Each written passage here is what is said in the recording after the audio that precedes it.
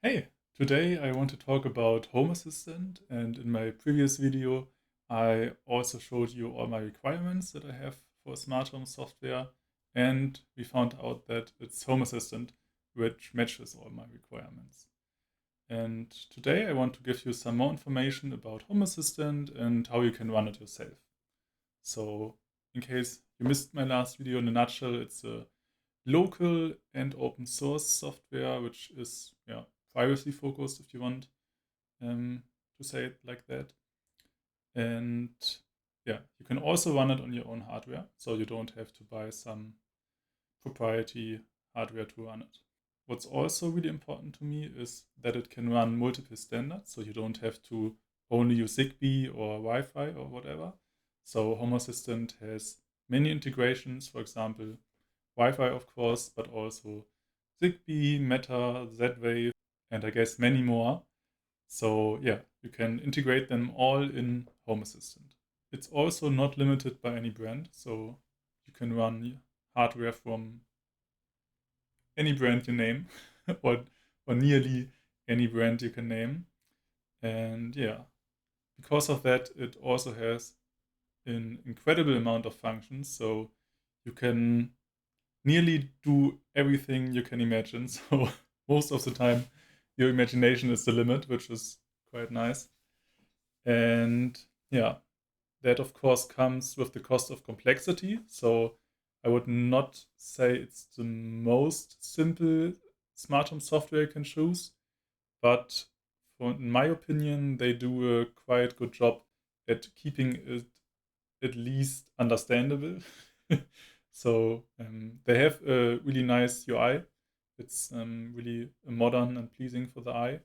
But of course, there are some settings you have to understand at first. So mm, when choosing Home Assistant for yourself, you need to know or you need to like tinkering a bit, not because the software doesn't work as intended, but because there are so many options that you have to get around them and understand them at first. If you invest 1 or 2 weeks, I would say it's the best software you can run in your smart home. Okay, so let's get to how you can actually run it on your own. And on their website, they have a nice comparison, which options you have to run it. And mm, basically, they split it up into two options. One is called Home Assistant OS, so HA is always for Home Assistant, and the containerized option, for example, inside Docker. And mm, I personally also tried to run it in a container at first because I know Docker quite well, I would say. And I also had some Docker containers up and thought, okay, Home Assistant sounds good for me. Why not run it in Docker? But it's not that easy to set it up Dockerized. And also, the guide from Home Assistant says that Home Assistant OS is recommended. So I would also recommend Home Assistant OS. As the name says, it's a whole operating system. So I would not suggest you to run it on bare metal. I mean, you can, but it takes up your whole machine and it's not that resource hungry. So I suggest you to run it in a VM. And that's also what I'm doing at the moment. So many NAS, for example, Synology, have VM support. So it's no problem to set it up. There are many guides already.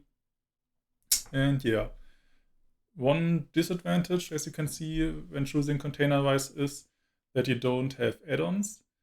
And add-ons are like apps you can integrate into Home Assistant. For example, some automations need configuration files, which are written in a YAML file. And with an add-on, you can run a Visual Studio Code server to have a more feature-rich editor for your YAML file. So it's not a must-have, but I would really recommend you to choose Home Assistant OS. It's really much simpler to run the Home Assistant OS. So we talked about the software part. Let's get into the hardware part. Which hardware do you need to run it? I already mentioned that you can, run it on any NAS, which has VM support, but if you don't have a NAS or even any other mini PC, for example, laying around, you can choose to buy Home Assistant Green. Under the hood, it's like a Pi, but yeah, already pre-installed with Home Assistant, so you have a really simple setup when choosing it. So if you don't want to tinker around or just have the most simple solution, I would suggest Home Assistant Green.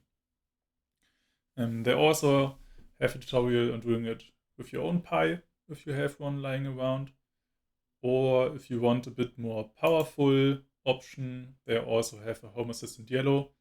But like said here, you need some skills and some tools required, so you have to tinker a bit. I do have a NAS with Docker support and VM support, so it was a no-brainer to run it on my NAS.